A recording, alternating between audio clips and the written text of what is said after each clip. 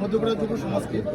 আসলে আমরা যখন ছোট ছিলাম সবসময় আমাদের কখন আসলে আজান হবে এটার জন্য তাকিয়ে থাকতাম।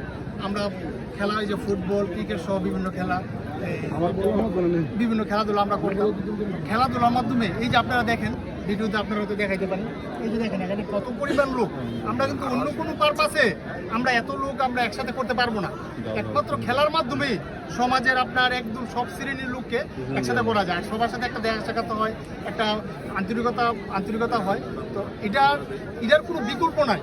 আমরা শুধু এই খেলাটা সহ সব খেলাই আমরা কন্টিনিউ করার চেষ্টা করব। আর খেলার মাধ্যমে আমাদের গ্রামের হোক, পার্শ্ববর্তী গ্রামের সাথে সবার সাথে আন্তরিকতা হয়। আইপুর একটা আদর্শ গ্রাম, আমাদের গ্রামে দুটো বড় টুর্নামেন্ট হচ্ছে। এখানে খুব সৌহার্দ্যপূর্ণভাবে পুরো সর্বোচ্চ মনির সোহান বা ইয়াসিন যারা আছে, আমাদের পূর্বপাড়া স্কুলে যে খেলাটা হয়েছে এটাতে সহযোগিতা করছে। আমরা দেখতে পাচ্ছি সবাই এখানে আসি। তো এটা আমরা বানশ্যামপুরবাসী এটা একটা আদর্শ হিসাবে নিতে পারে যে একটা গ্রামের মধ্যে যে কোনো জিনিস ঐক্য থাকলে সব কিছু সম্ভব। আমরা এটা খেলার মাধ্যমে প্রতিষ্ঠা করব। আর সবাইকে অসংখ্য ধন্যবাদ যে আপনারা সুন্দর আয়োজন এবং অংশগ্রহণ করার জন্য। আসসালামু আলাইকুম। ধন্যবাদ। আজকের প্রধান অতিথি